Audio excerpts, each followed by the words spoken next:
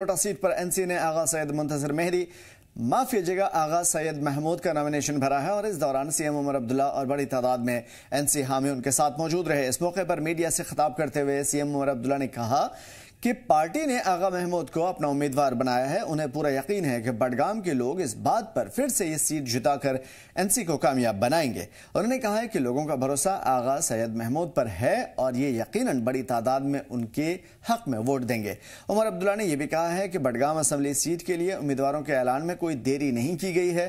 उन्होंने कहा कि नेशनल कॉन्फ्रेंस जमीनी सियासत को अच्छे तरीके से समझती है और हर फैसला सोच समझ करके किया गया है। उन्होंने आगे ये भी बताया कि नगरोटा सीट के लिए कांग्रेस इत्तेहाद को जिताने की कोशिश थी, लेकिन कांग्रेस ने इनकार कर दिया। उसके बाद नेशनल कॉन्फ्रेंस ने वहां से शमीमा भट्ट को मैदान में उतारा है। दूसरी तरफ इस सीट पर बीजेपी ने अपने उम्मीदवार आगा मोहसिन का नाम दिया है, नॉमिनेशन भरा है और इस मौके पर अपोजिशन लीडर सुनील शर्मा ने उनके साथ शिरकत दर्ज कराई। उन्होंने एनसी पर सख्त तनकीद करते हुए कहा कि एनसी ने अवाम को बरसों से गुमराह किया है, लेकिन अब हमारी पार्टी परिवारवाद की सियासत को खत्म करेगी। इस दौरान पीडीपी ने बडगाम असेंबली सीट से पार्टी ने आगा सैयद मुंतजर मेहदी को अपना उम्मीदवार बनाया है और पार्टी की तरफ से ऑफिशियली ऐलान किया गया है कि मेहदी का चुनाव इस बात का सबूत है कि पीडीपी ग्रास रूट लेवल पर फरोग देने के लिए अवाम की असली नुमाइंदगी को यकीनी बनाएगी और पार्टी इस फैसले को पीडीपी की उस वसी हिकमत अमली का हिस्सा मान रही है जिसके तहत पार्टी नौजवान और पुरजोश क़यादत को आगे बढ़ाकर जम्मू कश्मीर को बदलते हुए तरक्याती हालात में बेहतरी की ख्वाहां है। पार्टी लीडरों ने भरोसा दिया है कि आगा सैयद मुंतजर मेहदी बडगाम के अवाम के मसाइल को और उनकी उम्मीदों को उठाने के लिए अहम किरदार अदा करेंगे। सेंट्रल कश्मीर में पीडीपी की मौजूदगी को और मजबूत बनाएंगे। आगा सैयद मुंतजर मेहदी को उम्मीदवार बनाए जाने पर पार्टी लीडरों और कारकुनान में जोश व खरोश है और इसके अलावा बडगाम असेंबली सीट के बजाय इलेक्शन के लिए आम आदमी पार्टी ने भी अपने उम्मीदवार नॉमिनेशन दाखिल कर दिए हैं और नॉमिनेशन के दौरान पार्टी कारकुनान ने जेल का बदला वोट से के जोरदार नारे लगाए हैं और आपका कहना है कि अवाम इस बार अपने वोट के जरिए बदलाव दिखाएगी। नॉमिनेशन के दौरान पार्टी ने अपने हामियों को पूरी तरीके से एक्टिव रखा है। आइंदा चुनाव के हिकमत अमली को लेकर के पुरजोश दिखाई दिए और इलेक्शन को लेकर के सियासी हलचल तेज है।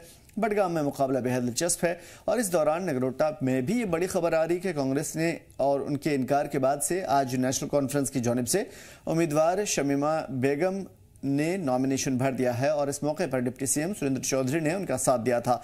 इस मौके पर हामियों की बड़ी तादाद उनके साथ मौजूद रही। अब देखना काफी खास होगा कि इन सीटों पर क्या कुछ गुल खिलता है।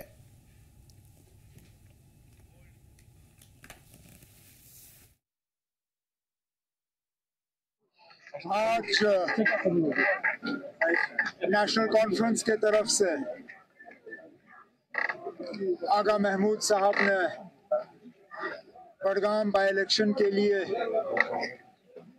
नामजदगी के कागज जो हैं वो भरे हैं। पूरी तंजीम आगा महमूद साहब के साथ खड़ी है।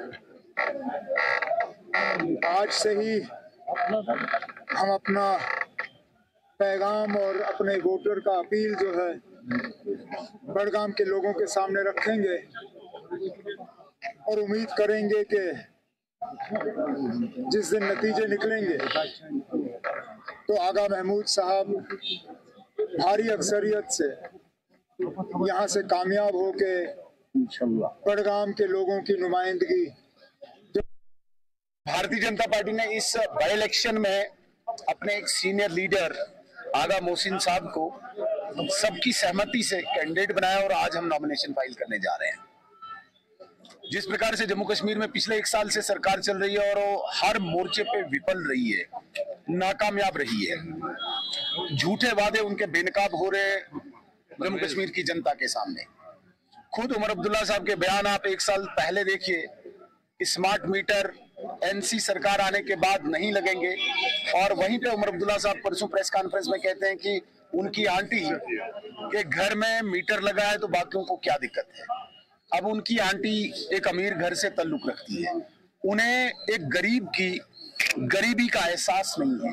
ये सारी बातें लोग समझ रहे हैं और बडगाम के लोगों में ऐसी उम्मीद जगी है कि भारतीय जनता पार्टी वाहिद एक ऐसी जमात है जो इन चीजों से जम्मू कश्मीर की जनता को बाहर ला सकती है।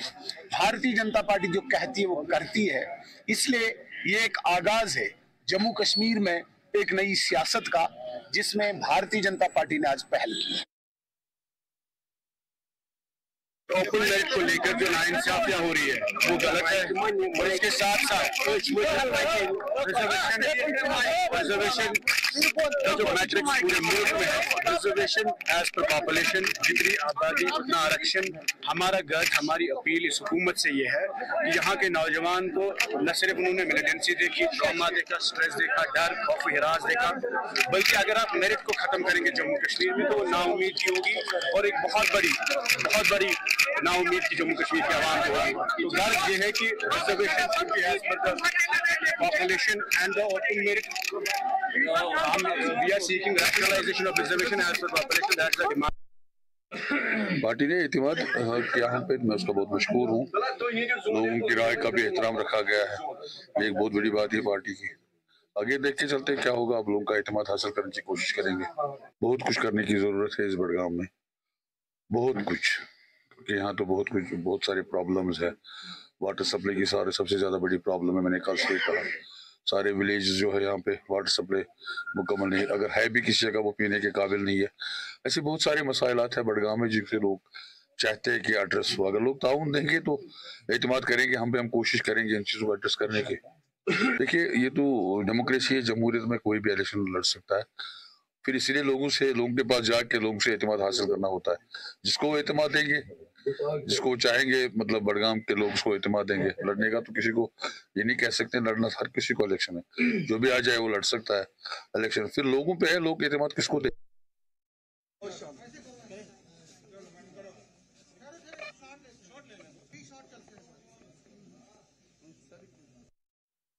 और ये बडगाम और नगरोटा दोनों नेशनल कॉन्फ्रेंस जीतेगी। जनाब उमर अब्दुल्ला साहब पे जम्मू कश्मीर के लोगों को एक भरोसा है। और जो उमर साहब ने आप परसों जो फैसला लिया है दरबार का, एक मरती हुई दबती हुई जम्मू शहर की इकानमी को दोबारा जिंदा कर दिया है। और आज नगरोटा के लोगों से मैं अपील करूंगा कि अगर एक सीट ना जीतने के बावजूद भी अगर उमर साहब ने इतना बड़ा फैसला जम्मू के हक में किया, हित में किया, तो अगर हमारा एमएलए वहां से जिताते हैं, मैडम शमीम को वहां से जिताते हैं, और उमर साहब और डॉक्टर फारूक अब्दुल्ला साहब पे लोग अपना विश्वास जताते हैं, तो मैं दावे से कह सकता हूं कि इससे भी बड़े बड़े फैसले नेशनल कॉन्फ्रेंस जम्मू सूबे के लिए करेगी। कैंडिडेट हैं और उम्मीद करते हैं कि आगा सैयद महमूद साहब बड़ी भारी अक्सरियत से जीते। मैं आपकी इस मौके पे आपकी वसादत से एक और अपील करना चाहूँगा आगा सैयद रूहुल्लाह साहब को कि क्योंकि ये बहुत अहम इलेक्शन है और आगा सैयद महमूद साहब ने भी एक अपील की है ये सोच रहे कि वो मेरे बेटे जैसा है, तो उम्मीद करते हैं कि आगा साहब फिर से इसके ऊपर सोचेगा। लेकिन उसके बावजूद भी जितना वलवला आज की डेट पे, आज भी लोग समझते हैं कि ये या तो बीजेपी को वोट करना है या नेशनल कॉन्फ्रेंस को वोट करना है। कोई भी वोट अगर नेशनल कॉन्फ्रेंस के खिलाफ जाएगा तो वो बीजेपी को वोट जाएगा। तो हम उम्मीद करते हैं कि जो बाशऊर अवाम है बडगाम का, वो आगा सैयद महमूद साहब को वोट करके नेशनल कॉन्फ्रेंस को जिताएगा। वहाँ का जो बीजेपी का काडर है बड़ा नाराज है जितना हम सुनने में आया है, और शमीम जी ने बहुत अच्छा वोट्स लाए हैं पिछली बार। उम्मीद करते हैं कि अगर थोड़ा सा वहाँ मेहनत हो जाए तो शायद एक सरप्राइज नगरोटा से भी निकलेगा। तो मुझे लगता है 3 बड़े इलेक्शन है जो अहम है और जिसमें हमें उम्मीद है कि तीनों इलेक्शन में हमारा फायदा होगा। एक तो राज्यसभा का इलेक्शन है, एक तो हमारा बडगाम का इलेक्शन और नगरोटा का इलेक्शन। काम हम हर जगह करेंगे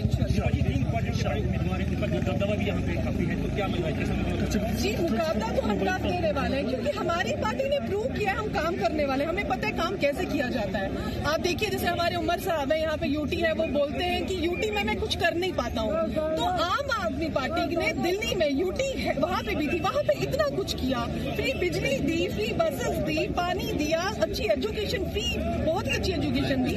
तो हमें पता है काम कैसे करना, हम उस चीज में एक्सपर्ट है। तो मैं उम्मीद करती हूँ लोग वो चीज देख के हमें वोट दें, चुने हम। जी भाई जी, महराज मलिक ने भी ऐसी बातें की थी डेवलपमेंट की, लेकिन आज वो जेल में है, तो किस तरीके से रिएक्ट करेंगे? वो तो जेल में जाने के लिए तो हम भी तैयार है। अगर लोगों की बात करनी है ना, पूरी आम आदमी पार्टी तैयार है, हमें भी जेल में भर दो, लेकिन लोगों की आवाज हम उठाने से रुकेंगे नहीं और काम हम अपना बखूबी करेंगे। क्या आपको लगता है कि महराज मलिक को असेंबली का सेशन उसको छोड़ा जाएगा? कोशिश तो हमारी है, छोड़ना चाहिए। बाकी जो ऊपर से चलाते हैं वो तो आपको बेटर पता है। मुझे तो ये भी लगता है इलेक्शन आने वाला था, उससे पहले उनको बंद किया, शायद पता था हमारा एक दबदबा है हमें लोग चाहते हैं। क्या पता उससे पहले इसलिए बंद किया ताकि इलेक्शन में वो आए ना, कैंपेन ना करे। क्या बडगाम में सेंटर से आपके साथ कोई कैंपेनिंग के लिए आएगी? इंशाल्लाह जी हाँ, बिल्कुल बिल्कुल जरूर आएगा।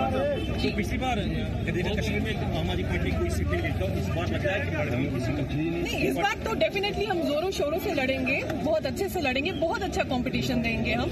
तो हम इंशाल्लाह हमें उम्मीद जीत की ही है।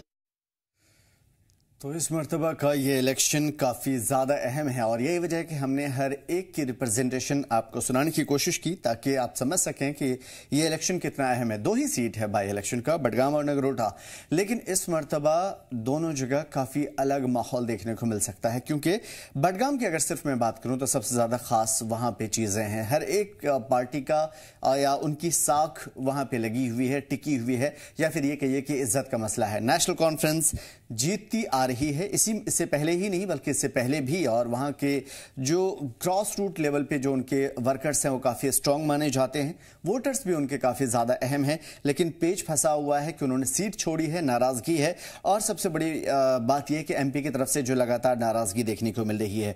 दूसरा, टेक ओवर करने की कोशिश पीडीपी की जानिब से है, लेकिन क्या उन पर भरोसा हो पाएगा, और होगा तो क्यों होगा। और सबसे बड़ी बात यह कि आम आदमी पार्टी और बीजेपी ने कुछ सोच समझ के ही अपने उम्मीदवार मैदान में उतारे हैं। तो ये सीट काफी ज्यादा अहम होने वाली है और इसी में ये खेल नजर आएगा कि इस मरतबा बाई इलेक्शन के जरिए हम आने वाले चुनाव का एक चेहरा या एक झलक देख पाएंगे।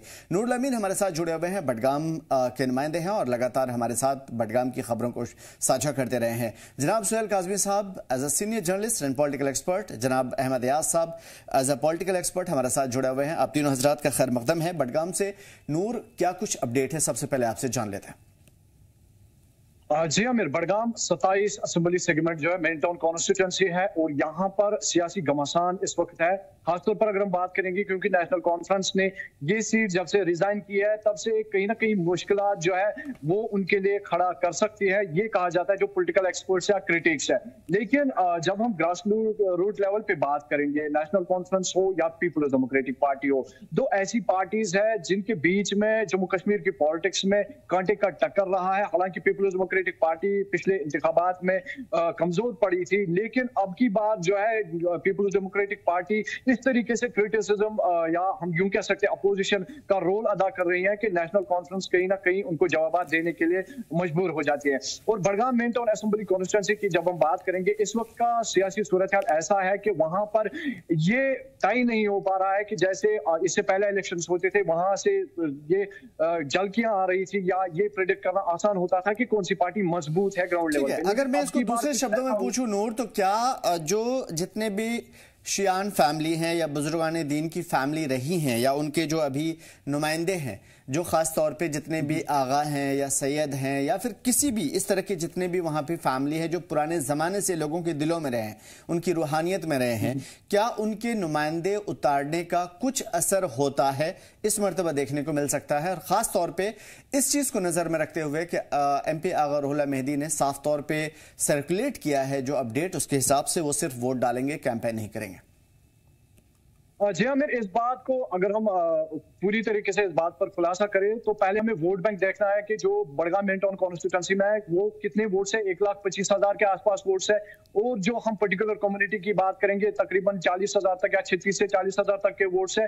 तो ऐसा नहीं है कि ऐसी बात नहीं हो सकती है कि अगर इस पर्टिकुलर कम्युनिटी के कैंडिडेट को बाहर इलेक्शन में लाया जाए तो वो उसी वोट बैंक पे जीतेगा, ये पॉसिबल नहीं है। वहां पर हालांकि बहुत जो एरिया है वो सुन्नी कम्युनिटी को बिलोंग करता है और वोटर्स भी ज्यादा सुन्नी कम्युनिटी में है, तो सुन्नी कम्युनिटी भी सपोर्ट जो है इससे पहले आगा फैमिली को कर रही थी और आगा सईद रुहुल अल्लाह मेहदी कैंपेनिंग जो ही कर रहे थे, या 2002 से 2014 तक की अगर हम बात करेंगे आगा सईद रुहुल अल्लाह मेहदी अनडिफीटेड रहे हैं।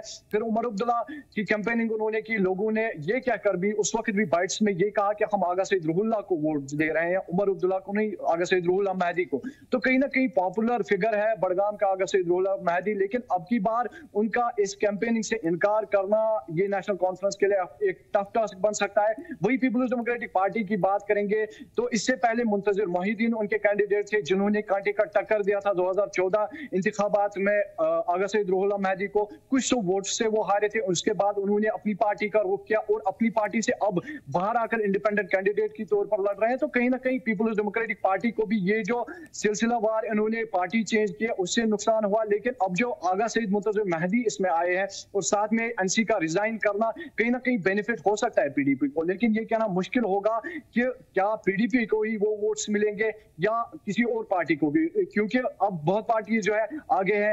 डीडीसी चेयरपर्सन जो थे नजीर अहमद खान वो भी इस वक्त फील्ड में है, अपनी पार्टी के कैंडिडेट फील्ड में आए हैं और आम आदमी पार्टी की कैंडिडेट जो है वो भी उन्होंने फॉर्म सबमिट किया है। तो यानी कि ये एक फैक्टर है, लेकिन इतना बड़ा भी नहीं है। हाँ, इतना जरूर है कि कहीं ना कहीं इसका असर पड़ेगा, लेकिन इस मर्तबा लोगों का रुझान कई दीगर चीज़ों पे भी है जिसका हम बाद में खुलासा करेंगे। शुक्रिया तमाम तर मालूमात की, तमाम तर अपडेट के लिए। अपने मेहमानों की तरफ आते हैं। मुअज़्ज़ज़ मेहमान, जैसा कि हमने आपको कहा, जनाब सुहेल काज़मी साहब हमारे साथ जुड़े हुए हैं और अहमद यास साहब। अहमद यास साहब, मैं सीधा आपकी तरफ आऊँगा। देखिए, दोनों सीटों पर हम बात करेंगे, लेकिन कुछ जो फैक्टर हैं ऑड इवन वाले, उसके ऊपर अगर मैं बात करूँ, बडगाम में इस मरतबा बीजेपी ने हिम्मत दिखाई है और बहुत ही ताकत के साथ, दावे भी उनके बहुत अहम हैं और आम आदमी पार्टी भी मौके की तलाश में है और उन्होंने नारा भी दिया है कि जेल का बदला वोट से। और अब नेशनल कॉन्फ्रेंस है जिसकी साख 1 साल के दौरे हुकूमत की भी है और एमपी आगा सैयद रूहुल्लाह मेहदी की नाराजगी भी है। पीडीपी मौके की तलाश में है और इन तमाम तर चीजों को लेकर के भुना रही है। ओवरऑल आपके रिव्यू, खासतौर पे बडगाम सीट पे पहले।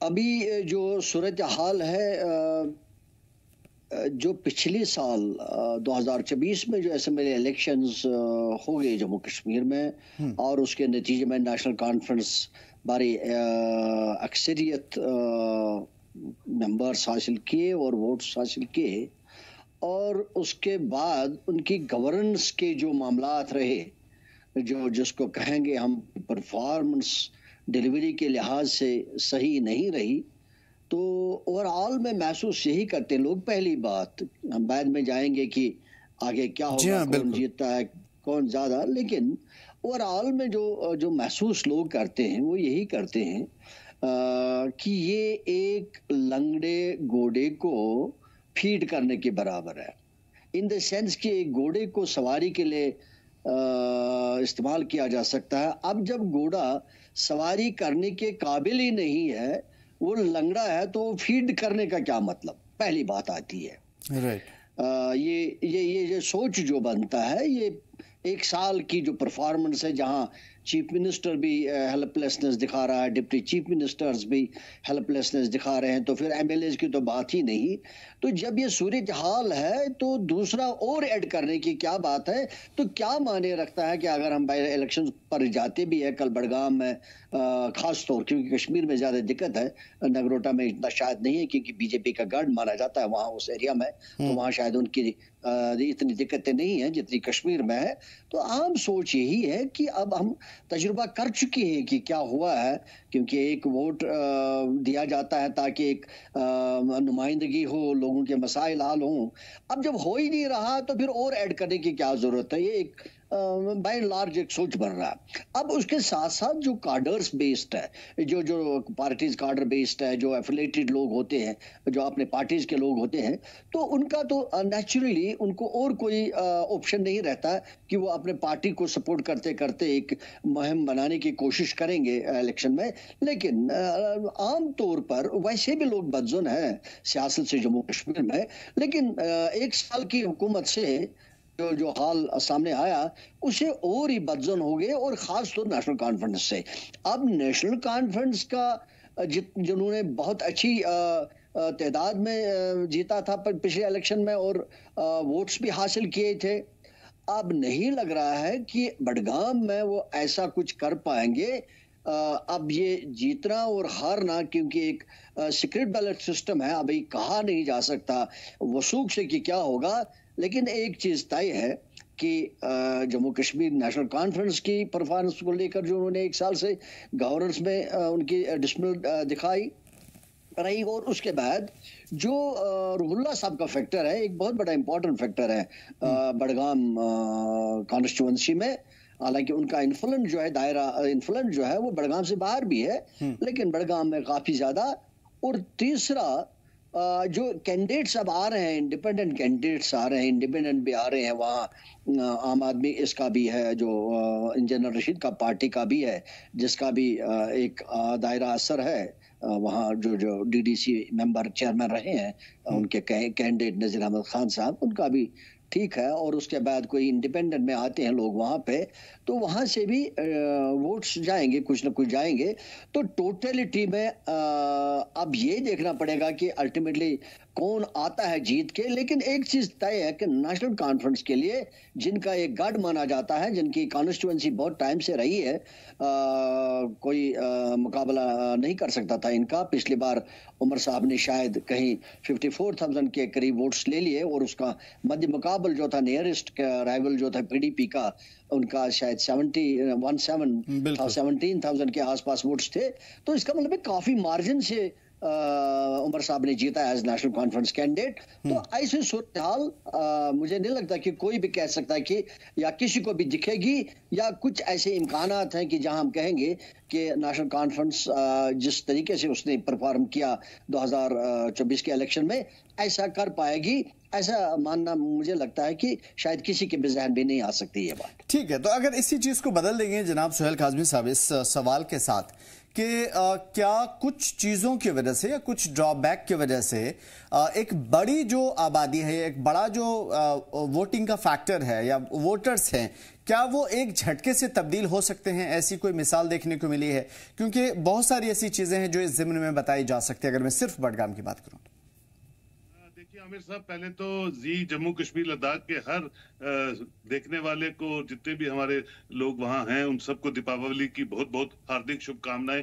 क्योंकि 2 दिन दिवाली है, तो दिवाली एक इम्पोर्टेंट त्योहार है, उसकी सबको मुबारकबाद। दूसरी ये है, हर इलेक्शन जो होती है, चाहे 6 महीने बाद हो, 5 साल बाद हो, वो अपने कलर्स लेके आती है, अपने मुद्दे लेके आती है, अपने कैंडिडेट्स लेके आती है, अपनी फिजा लेके आती है, और अपनी फिजा पे डिसाइड करती है कि कौन जीतेगा, कौन हारेगा।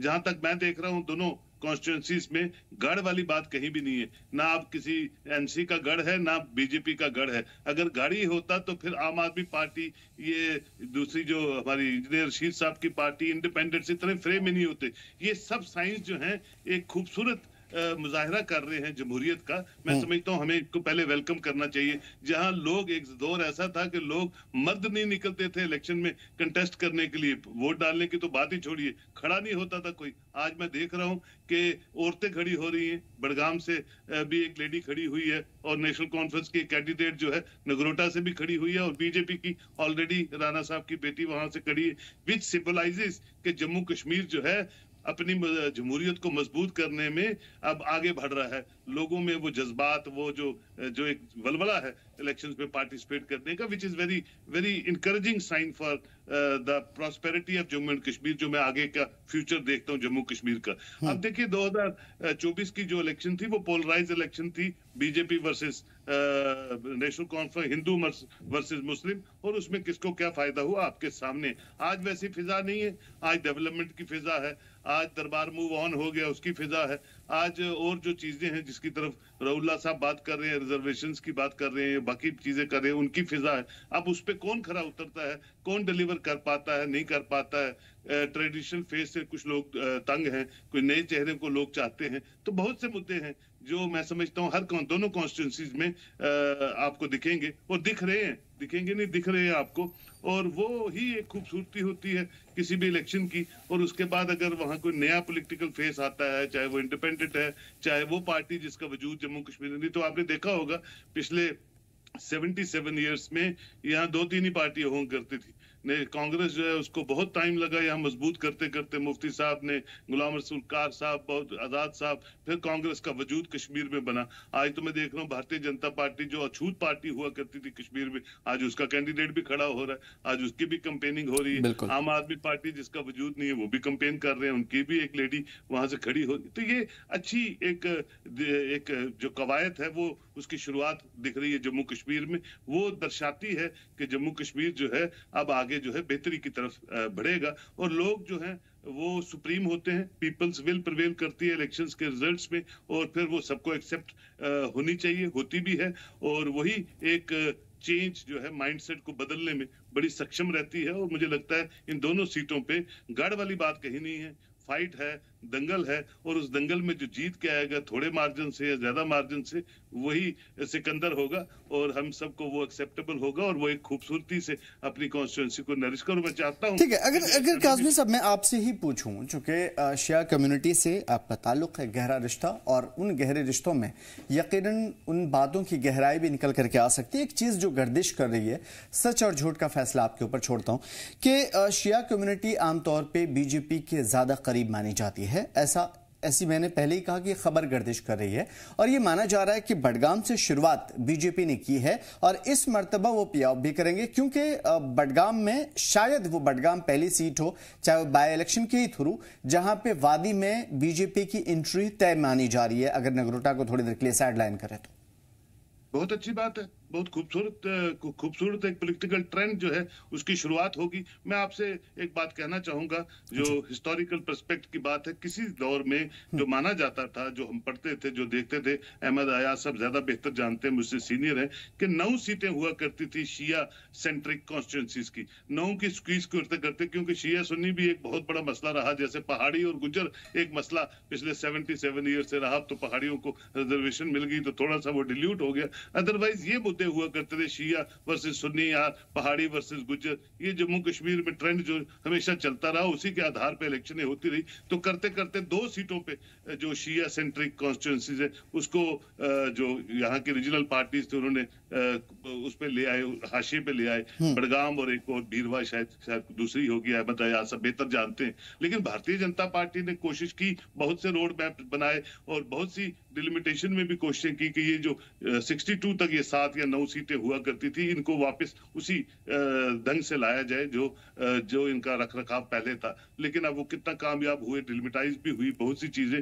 लेकिन ये है कि वो शिया सुन्नी वाला जो एक चैप्टर था वो थोड़ा थोड़ा आहिस्ता आहिस्ता आपने देखा होगा थोड़ा थोड़ा डिमिनिश होना शुरू हो गया। लोग अवेयर हो गए, सोशल मीडिया का दौर है, पूरा लोग अपने मोबाइल से पूरी दुनिया से जुड़े हैं, प्रॉस्पेरिटी की बात करते हैं, बच्चों के मुस्तकबिल की बात करते हैं। थोड़ा सा चेंज ऑफ माइंडसेट जो है पूरे भारत में और खासकर जम्मू कश्मीर में आपको दिख रहा है। और उसी का नमूना है कि आपको बडगाम में इतने लोग आज दिख रहे हैं, जैसे कि दिवाली, वाकई वो दिवाली का एक यहाँ ईद का जैसे एक त्योहार है उसको मना रहे हैं। हालांकि बहुत लंबा टाइम नहीं हुआ, एक ही साल हुआ इलेक्शन के हुए, तो आज दिख रहा है कि जैसे फिर दोबारा वो पुराने पर्व जो हैं वो जम्मू कश्मीर में नगरोटा में भी और बडगाम में भी मनाए जा रहे हैं। तो ये दर्शाता है कि लोग सीरियसली अपने रीजन्स को रिप्रेजेंट करना चाहते हैं। ये दर्शाता है कि लोग सीरियसली मुद्दा आधार कॉन्स्टिट्यूंसी सेंट्रिक बातों पे वोट लेना चाहते हैं, जो मैं समझता हूँ बहुत रिमार्केबल है, बहुत खूबसूरत बात है। अब उसमें अगर बीजेपी जीत जाती है वो सीट, तो मैं समझता हूँ बहुत अच्छी बात होगी, ताकि वो पार्टी, हर पार्टी एक जैसी होती है, किसी पार्टी का कोई अलग रंग रूप नहीं होता है, सिर्फ ये है कि उसको एक दूसरे का रंग रूप दिया जाता है। तो सारी पॉलिटिकल बिल्कुल, तो यानी ये सही टाइम है बीजेपी की एंट्री की, और अगर वो जीत भी जाते हैं तो एक तो ब्लेम गेम नहीं हो पाएगा, दूसरी चीज है कि ठीक है बदलाव जरूरी भी है एक डेमोक्रेटिक प्रोसेस के तहत कंट्री के अंदर। जनाब अहमद अयाज साहब, मैं आपकी तरफ आता हूँ। एक बहुत ही अहम चीज जो आमतौर पर हमसे छूट जा रही है बडगाम के ही हवाले से, वहां पे अगर ये सारी चीज़ें जिससे हम बात कर रहे थे थोड़ी देर के लिए नज़रअंदाज भी करें, जम्मू कश्मीर अपनी पार्टी के उम्मीदवार हैं, आम आदमी पार्टी के उम्मीदवार हैं, हालांकि सेम इंजीनियर रशीद की तरह उन्होंने टर्म कार्ड खेला, जेल का बदला बेल से वगैरह वगैरह। उधर जो है जेके अपनी पार्टी के अपने अपने दावे हैं, अपनी अपनी बातें हैं, या फिर वो तो उम्मीदवार उतारते ही हैं, हालांकि पिछली बार एक भी सीट नहीं मिल पाई थी। ऐसी न जाने और भी कितने लोग होंगे। मेरा सवाल ये है कि क्या ये फैक्टर काम कर पाएगा, लोग इस तरफ कहीं न कहीं झुकाव होगा, क्योंकि पीएसए के तहत मेराज मलिक की मकबूलियत डोडा से निकल करके बाहर जम्मू कश्मीर और पूरे मुल्क में फैलती हुई नजर आई। क्या ये सारी चीजें जिसे हम पॉइंट आउट कर सके?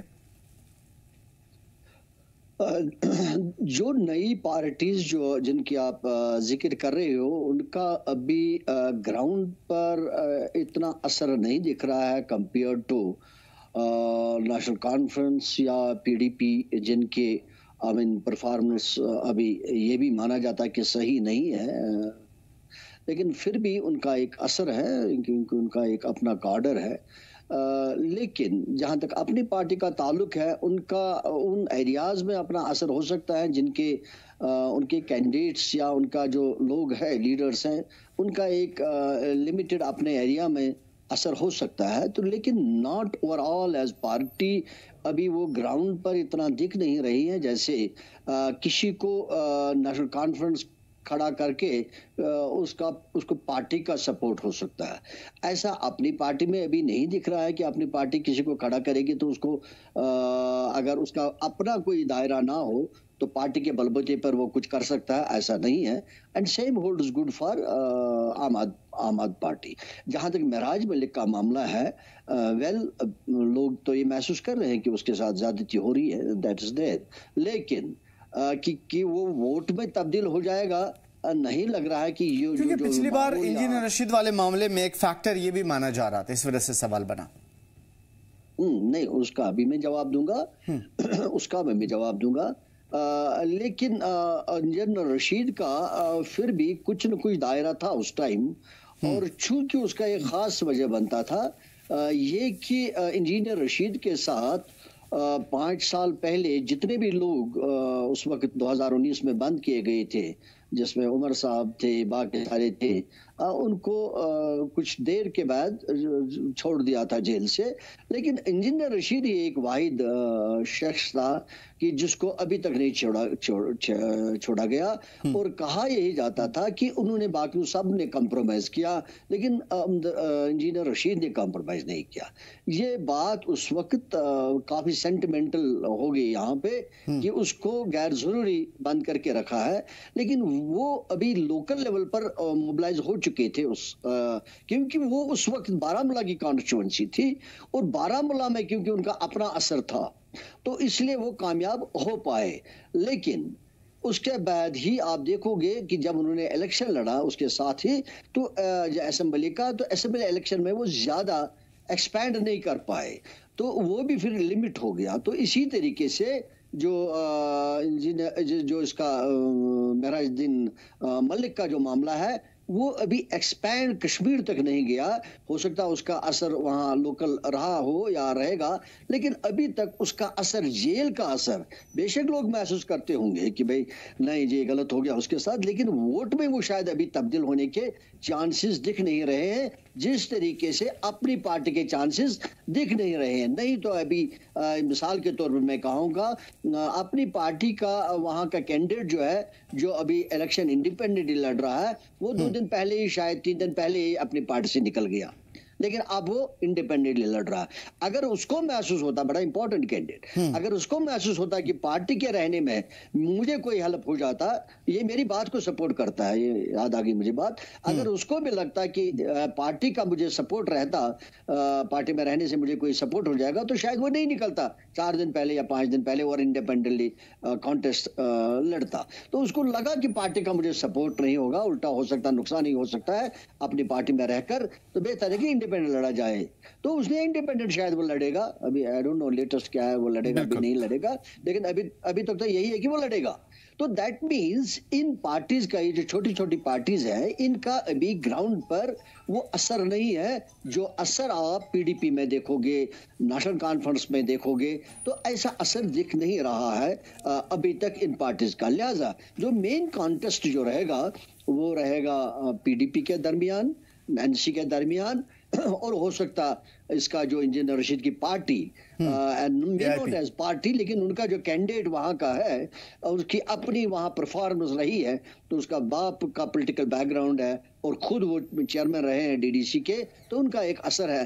हो सकता है ये 2-3 के दरमियान कॉन्टेस्ट रहेगा। तो बाकी जो जिन लोगों का आपने जिक्र किया, नहीं लग रहा है कि वो कुछ ठीक है, बिल्कुल ये फैक्टर हो सकता है। अदरवाइज अगर एक चीज, चूंकि एक जर्नलिज्म का एक छोटा सा तालिब इल्म अगर 2 सीनियर जर्नलिस्ट से बात करे तो यकीनन उनकी तमाम तर गहराई और गिराई के बारे में समझता होगा, खासतौर पे इलेक्शंस के बारे में। इस वजह से आप तीनों से कुछ ऐसी चीजें जो आमतौर पे लोगों को या लोगों की नज़रों से उछल रहती है वो समझने की कोशिश करूंगा। सुहेल काज़मी साहब, जिस तरीके से हम देख पा रहे हैं, देखिए हम लोग जिस लेवल पे चर्चा कर रहे हैं वो मालूमाती चर्चा है या तजुर्बे की बुनियाद पर चर्चा है, लेकिन पार्टी आने वाले दिनों की हर एक बारीकी को देखती है और ऐसा नहीं है कि एमपी आगा रुहुल्लाह मेहदी जैसे फैक्टर को नजरअंदाज करेगा एनसी जैसी पार्टी, और वहां की जो सूरत हाल है, चूंकि उन्होंने सीट छोड़ी थी तो वो भी एक गलती है और इसके खमियाजे के बारे में उन्होंने नहीं सोचा होगा या वहां की प्लानिंग नहीं की होगी। लेकिन अब तक जो अपडेट आ रहे हैं वो ये कि वो पार्टिसिपेट नहीं कर रहे हैं। एमपी आगा रुहुल्लाह मेहदी की बात अगर मैं करूं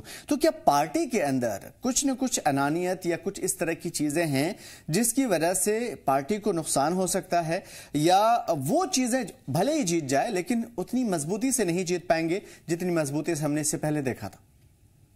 देखिए सर, आमिर साहब, उमर साहब इतने पॉपुलर लीडर थे, यूनियन मिनिस्टर रहे, चीफ मिनिस्टर भी रहे, तो उनको क्या जरूरत थी 2024 में 2 कॉन्स्टिट्यूंसीज पे इलेक्शन लड़ने की, जब वो इतनी टॉवरिंग पर्सनालिटी थे और सर्व कर चुके थे और वो टोपी लेके लोगों के पास गए कि मुझे वोट कीजिए, मेरा मुस्तकबिल आपके हाथों में है।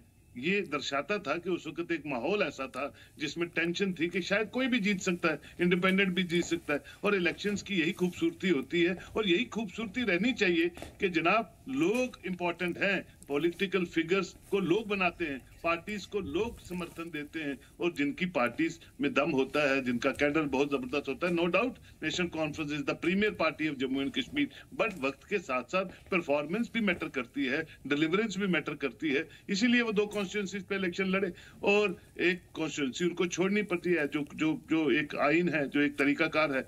अब वक्त बदला है 2025 में, जो एक दूसरे की कंपेनिंग करते थे, अब वो सब चीजें यहाँ डिस्कस नहीं की जा सकती। वो आप कहते हैं हम कंपेनिंग नहीं करेंगे, एक ही फैमिली के 2 रुकन, एक मेंबर पार्लियामेंट बन जाते हैं, दूसरा चीफ मिनिस्टर बन जाते हैं, और वो कहते हैं मैं दूसरे के लिए कंपेनिंग नहीं करूंगा।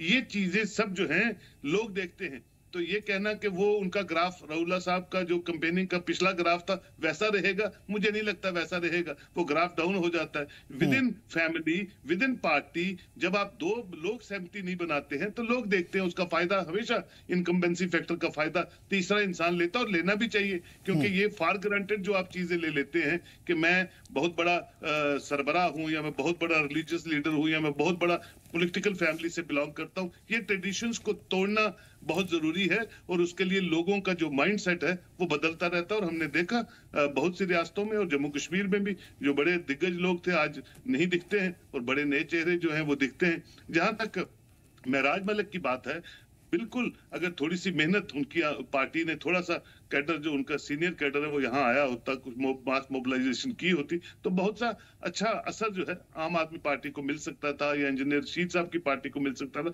ये अच्छी चीजें हैं जो लोगों के डोमेन में हैं। अब लोग डिसाइड करें कि आपको अपनी कॉन्स्टिट्यूंसी में कैसा नुमाइंदा चाहिए, किस तरह का फेस चाहिए। ये सब चीजें जो हैं सिर्फ एक दूसरे को डाउन करने के लिए या एक दूसरे में साथ बनाने के लिए आप लोगों के पास जाते हैं, वोटरों के पास जाते हैं, not for the people of that particular constituency, just for your own political baggage and just for your own political persona to be maintained. वो लोग मुझे लगता है। ठीक है, तो अगर मैं इसी चीज को जनाब अहमद याद साहब आपसे समझने की कोशिश करूं तो हम ये मान के चलें कि अंधाधुन तकलीद नहीं है। पॉलिटिकली लोग सियासी तौर पे अंधाधुन किसी पे यकीन नहीं करते हैं।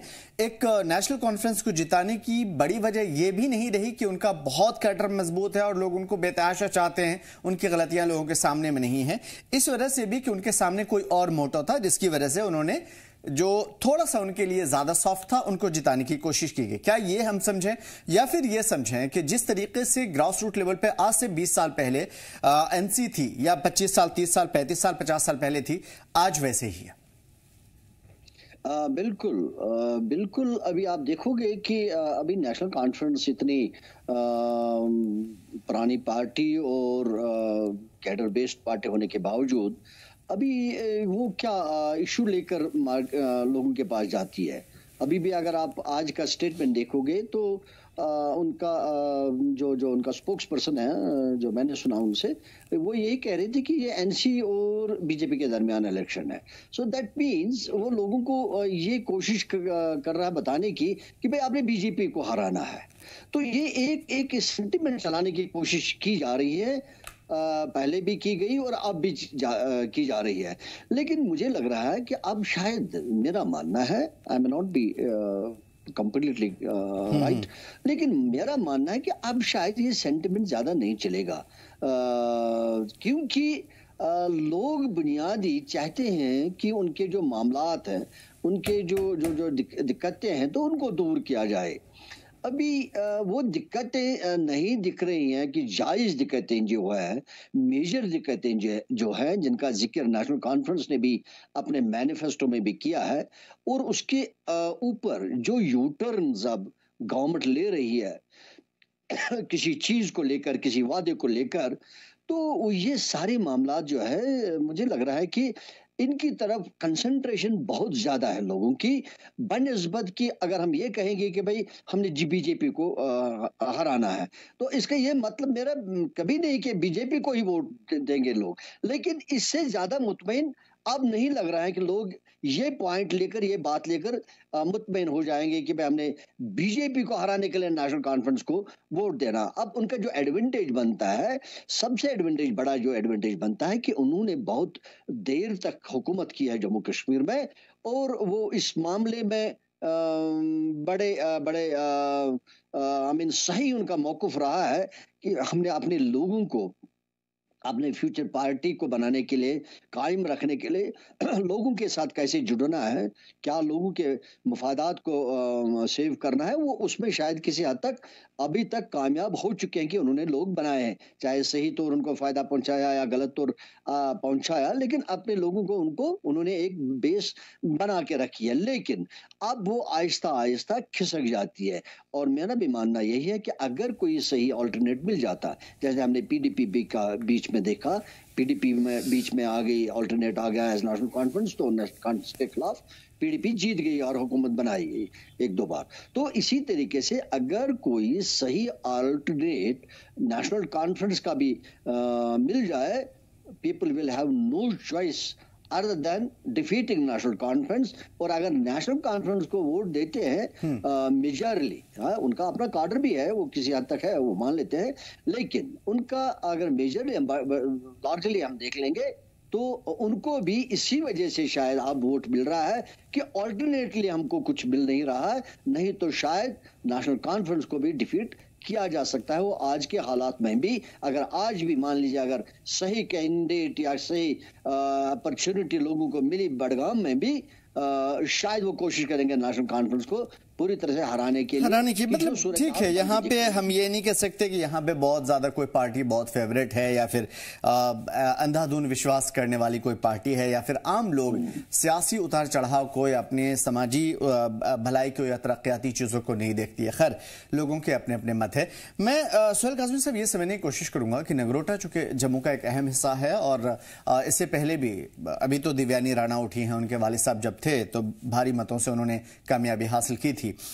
इलेक्शन से पहले, नॉमिनेशन से पहले, उनका नाम आने से पहले उन्होंने फील्ड में काफी कुछ किया, जो हमारी रिपोर्ट बताती है कि वो लोगों से मिलती रही, लगातार एक बेस बनाती रही, और जो उनके वालिद साहब की रिवायत थी उसे उन्होंने बरकरार रखा। उसके बावजूद भी पैंतस पार्टी है, इवन नेशनल कॉन्फ्रेंस है, आम आदमी पार्टी है, JKAP है, बहुत सारी ऐसी पार्टियां हैं। इसे किस नजर से आप देख पा रहे हैं? देखिए, जब दविंदर सिंह राणा साहब की डेथ हो गई तो उमर साहब जब आए, क्योंकि वो दविंदर सिंह राणा प्रोविंशियल प्रेसिडेंट हुआ करते थे नेशनल कॉन्फ्रेंस के, और राइट हैंड माने जाते थे फारूक साहब के भी, और लेफ्ट हैंड माने जाते थे उमर अब्दुल्ला के भी। और पूरे नेशनल कॉन्फ्रेंस में कोई भी कैडर जो है वो बिना दविंदर राणा की इजाजत के किसी से नहीं मिल पाता था। तो वो एक सरबराह थे जम्मू प्रोविंस के, जो होली सोली इंचार्ज थे नेशनल कॉन्फ्रेंस के। और एक ऐसा टाइम आया कि उन्होंने नेशनल कॉन्फ्रेंस छोड़ दी और वो भारतीय जनता पार्टी में चले गए। और जब उनकी डेथ हुई तो उमर साहब की स्टेटमेंट आई कि मेरी दोस्ती के एवज में जब भी यहाँ इलेक्शन होगी, मैं दविंदर सिंह राणा की बेटी के खिलाफ कोई कैंडिडेट खड़ा नहीं करूंगा। अब इलेक्शन आ गई, आज उनका कैंडिडेट खड़ा हो गया, शमीमा जी। तो सियासत में बड़ी चीजों जो होती हैं वो सिंपैथेटिकल टे में पॉलिटिशियन बोलते हैं, और बहुत सी चीजें नजरअंदाज करते हैं, और बहुत सा चीज जो है सुबह बोलते थे शाम को भूल जाते थे या इनकार हो जाते हैं। तो ये आपके सामने नगरोटा कॉन्स्टिट्यूंसी है, वहां वो बच्ची जो है दिव्यानी राणा, वो उसको, हालांकि बड़ा मुश्किल था, उसको जुगल किशोर जो MP हैं सिटिंग, उनके भाई को का नाम भी था, और भी 2 लोगों के नाम नाम थे, लेकिन फाइनली नाम जो है देवयानी राणा का अनाउंस हुआ और फाइनली जो है कांग्रेस के कैंडिडेट जब नहीं वहां उन्होंने उतारा अलायंस पार्टनर होने के नाते, तो नेशनल कॉन्फ्रेंस को अपना कैंडिडेट आज उतारना पड़ा। दोस्ती के उस पे बलबूते पे वो शायद देवयानी राणा को सपोर्ट कर सकते थे, जो ओल्ड ट्रेडिशन उन्होंने कही है या अपनी दोस्ती रिफ्लेक्ट की, लेकिन नहीं करते क्योंकि पॉलिटिकल पार्टीज जो है वो अपने नंबर गेम को कभी नहीं छोड़ना चाहती है और एक एक नंबर आज जम्मू कश्मीर हो या कोई भी रियासत हो वहां मैटर करता है। तो इसलिए उनका कैंडिडेट वहां आज जो है नॉमिनेशन फाइल कर रहा है शमीमा जी के नाम से। तो कहने का मतलब यह है there is no permanent friend, no permanent enemies in politics, और जो अलायंस है नहीं है, सिर्फ हम जिंदा रहें, हमारा वजूद जिंदा रहे, लोग हमसे इंप्रेस हों, हमारी पॉलिसी। ये भी होता है कि संभाविक तौर पे सरकार है तो सरकार की सिंपैथी भी थोड़ी सी जाती है किसी भी सरकार की कि मेरा कैंडिडेट है, सरकार है, क्या पता इसको मिनिस्टर बना देंगे, चेयरमैन बना देंगे तो ये हमारी कॉन्स्टिट्यूंसी और अच्छी तरह नरिश हो सकती है। ये फैक्टर्स भी रहते हैं, लेकिन लोग जो हैं वो सरप्रिय होते हैं किसी भी जमहूरियत में।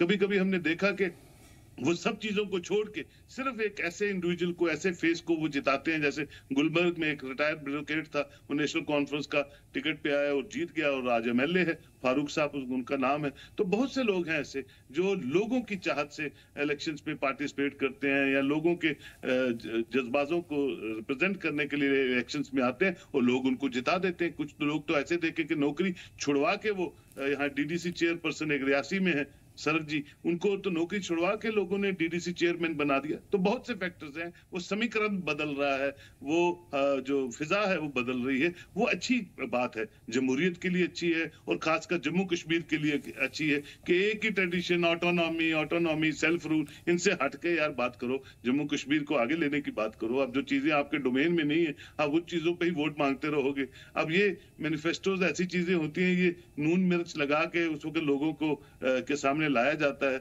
और आज लोग समझते हैं, ये भी समझते हैं लोग कि भाई उमर अब्दुल्ला के डोमेन में कुछ चीजें हैं, कुछ चीजें नहीं हैं, बड़े कंस्ट्रेंट से वो ये सरकार चला रहे हैं। लेकिन ये भी समझते हैं कि थोड़ी बहुत सहमति हुई है तभी दरबार मूव हुआ है। कुछ समझ आने लगी है कि जम्मू कश्मीर खो भी रहा है, जहां जमहूरियत मजबूत हो रही है तो इकोनॉमी वाइज जो है जम्मू के लोग जो है भूखे मर रहे हैं।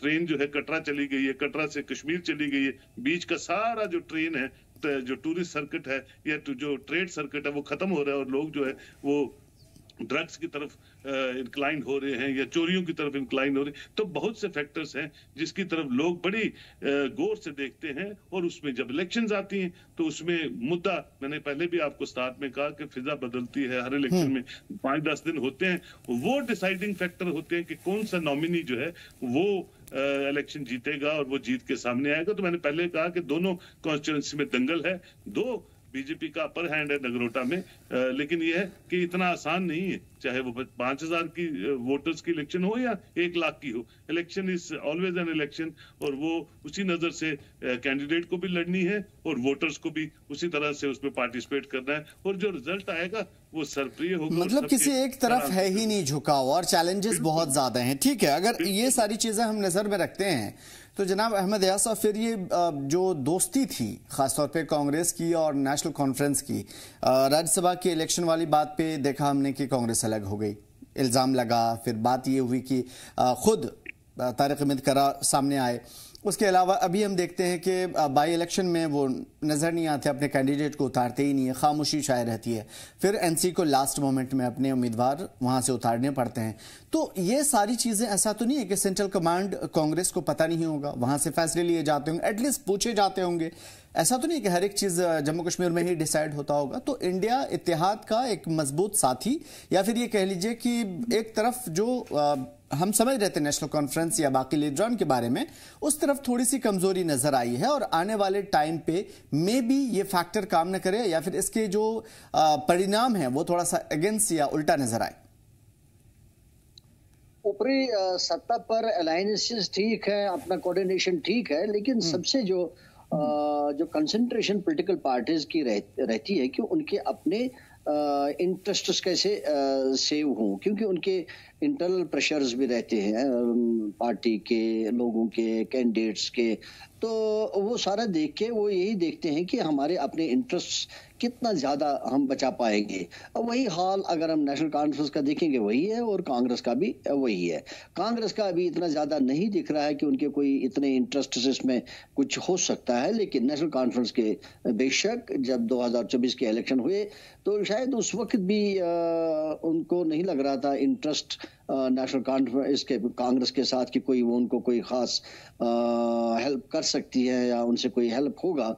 लेकिन दो फैक्टर्स हो गए, एक तो एक ऊपरी सतह पर इंडिया ब्लॉक की एक कोऑर्डिनेशन से बन सकती है उसका लिहाज, और दूसरा उस वक्त जो एक बात चली कि फारूक अब्दुल्ला साहब को जी क्रिकेट स्कीम से बाहर किया गया है, तो एक अंडरस्टैंडिंग शायद हो गई है बीजेपी के साथ नेशनल कॉन्फ्रेंस की।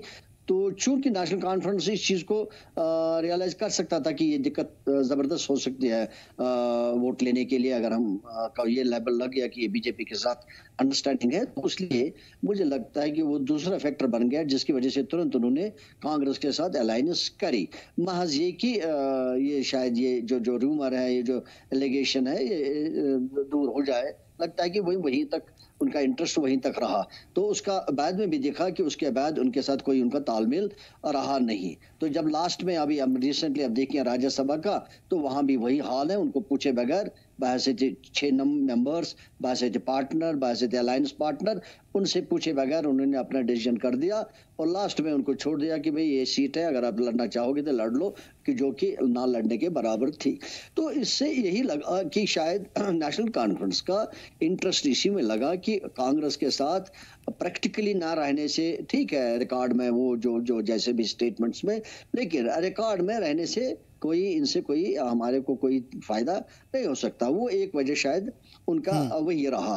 तो दूसरा, अगर आप के पास टाइम है तो मैं ये जो नगरोटा की बात जो मेरे जी हाँ बिल्कुल बताइए आप। तो नगरोटा के बारे में जहाँ आदमी साहब ने बात करी, तो वहां मैं ये बात भी जोड़ दूं कि जब लास्ट इलेक्शन में हमने देखा वहाँ नेशनल कॉन्फ्रेंस और बीजेपी के कैंडिडेट्स नंबर 1 और नंबर 2 पर थे, और शायद कांग्रेस का थर्ड में था जिसका शायद 4-5 हज़ार के वोट्स मिले, और सेकंड में 17,000 के आसपास, और 48,000 नंबर 1 दैट इज बीजेपी का देवेंद्र रैना को मिले। तो दैट मीन्स उनके वहां उस वक्त जो परसेंटेज है वोट्स की या नंबर जो है ठीक ठाक रहा कंपैरेटिवली जो भी बाकी लोग थे। और तब से हम आज भी देखते हैं इसका असर जो इलेक्शन पर जो रिफ्लेक्ट हो जाता है, असर वो हो सकता है कि तब से अब तक अभी इस इलेक्शन तक क्या डेवलपमेंट्स हुई होंगी। तो जहां तक डेवलपमेंट्स का ताल्लुक है वो नेशनल कॉन्फ्रेंस के खिलाफ नेगेटिव जा सकता है, लेकिन अभी लगता है कि बीजेपी के खिलाफ जम्मू में नहीं जाएगा। इसलिए नहीं जाएगा क्योंकि उनके जो मामला थे शायद वो कश्मीर के मुकाबले में वहाँ के एमएलएज अपने तरीके से मैनेज कर पा रहे हैं। जितना भी मामला लोगों के हैं वो शायद किसी न किसी बहाने, किसी न किसी तरीके वो मैनेज कर पा रहे हैं, लिहाजा उनका कोई इतना नेगेटिव फैक्टर नहीं आएगा। और दूसरा ये जो देवेंद्र रैना जी की बेटी जो है, तो वो उसमें एक तो उसने बाप के बाद ही साथ में लोगों के साथ उसने अपना जोड़ दिया अपने आप को, और उनका काम करती रही। जहां तक रिपोर्ट्स हैं उसकी परफॉर्मेंस ठीक रही काम करने के लिहाज से, दो उनका कोई पद नहीं रहा लेकिन फिर भी लोगों के साथ उसका अच्छी तरह से तालमेल रहा। और तीसरा एक सिंपैथी का फैक्टर भी जरूर काम करेगा कि देवेंद्र रैना जी की जो जिनका देहांत हो गया, तो उनकी बेटी है, तो उस लिहाज से भी तो उससे अंदाजा यही लगाया जा सकता है क्योंकि नेशनल कॉन्फ्रेंस की परफॉर्मेंस कदरे घट गई है जो उस इलेक्शन में थी, वो घट गई। हालांकि उस वक्त भी उनका सेकंड नंबर था, कम था। तो इस वक्त लग रहा है कि बीजेपी के चांसेस कदरे बेहतर है बनिस्बत नेशनल कॉन्फ्रेंस, क्योंकि लग रहा है कि नेशनल कॉन्फ्रेंस और बीजेपी के साथ ही वहां इलेक्शन रहेगा, दो के मुकाबले में दो के दरमियान मुकाबला रहेगा, क्योंकि कांग्रेस ने शायद अपना कैंडिडेट वहां उतारा नहीं। तो लिहाजा लग रहा है कि बहुत अच्छे चांसेस मेरे सोच के मुताबिक बीजेपी के वहां अच्छे खासे चांसेस बन रहे हैं, क्योंकि उनका कोई वहां नेगेटिव नहीं है, वो हुकूमत में नहीं है। तो यानी कि रास्ते साफ हैं और दोनों जगह पे फिलहाल कुछ चीजें हैं जो कहीं न कहीं एक हर्डल्स के शक्ल में हम देख सकते हैं। हाँ, ये ज़रूर है कि इस चुनाव के ज़रिए एक चीज़ जो रिफ्लेक्ट करेगा कि आने वाले चुनाव में क्या माहौल बनने वाला है या आने वाले इलेक्शन में किस तरह की चीज़ें होंगी। हालांकि बहुत सारी चीज़ें इसी मरतबा बदल गई है। ABCD वाला चांस बना नहीं, क्योंकि ABCD ने उल्टा वॉर किया और बहुत सारे जो फैक्टर नज़र आए, ख़ासतौर पर इत्तेहाद वाला और दूसरी सारी चीज़ें, फिर साल भर का परफॉर्मेंस, उससे बहुत सारी चीज़ें बदली है। देखेंगे अवाम किस तरफ जाती है, किस रुख अपनाती है और क्या कुछ इस मरतबा सियासी रंगमंच पे हमें नज़र आता है। बहुत शुक्रिया हमारे साथ बेहतरीन बातचीत के लिए और उन चीज़ों पर रोशनी डालने के लिए जो हम सभी के लिए ज़्यादा ज़रूरी है। तो जम्मू कश्मीर लद्दाख की पूरी टीम और हम